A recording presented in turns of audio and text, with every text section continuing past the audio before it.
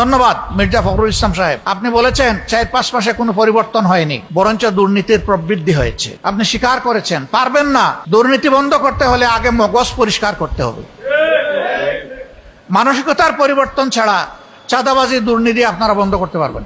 আরেকজন প্রতিমন্ত্রী বলেছেন এই দেশে কখনো চাঁদাবাজি বন্ধ করা সম্ভব নয়। আরে ভাই, নিজেই চাঁদাবাজি করলে বন্ধটা করবে কে? ডক্টর শফিকুর রহমান তিনি বললেন, ফখরুল ইসলাম আলমগীর বলেছেন যে 5 মাসে কোনো পরিবর্তন হওয়া সম্ভব নয়। সেটাকেই আমাদের ডক্টর শফিকুর রহমান তুলে ধরলেন যে 5 মাসে সে পারবে না, সে স্যালেন্ডার, সে নিজেই স্বীকার করেছেন, সেটা আমরা জানতে পারলাম। আর কোন প্রতিমন্ত্রী, কোন মন্ত্রী বলেছেন যে দুর্নীতি, চাঁদাবাজ এটা সহজে হবে না? আসলে হবে কিভাবে? শফিকুল ভাই যে কথাটা বললেন যে সে নিজেই তো একজন দুর্নীতিবাজ, চাঁদাবাজ, তাহলে সেখানে দুর্নীতি, চাঁদাবাজ কীভাবে কমবে?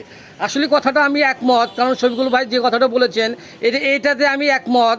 সে যদি দুর্নীতিবাজ হয়, চাঁদাবাজ হয়, তাহলে কেমনে সে চাঁদাবাজ, দুর্নীতিবাজ দূর করবে? কারণ সে নিজেই তো দুর্নীতিবাজ, যার কারণে দুর্নীতিবাজের কাছে কখনো দুর্নীতিবাজ কখনো ঠিক হয় না, যার কারণে দুর্নীতিবাজটা থেকেই যাবে, চাঁদাবাজটা থেকেই যাবে। তবে আমরা আহ্বান করছি মন্ত্রীদেরকে যে আপনারা চাঁদাবাজ, দুর্নীতি, লুটপাট এটা অতি দ্রুতই এটা বন্ধ করুন, তা না হলে বাংলাদেশ অস্থির ধ্বংস হয়ে যাবে।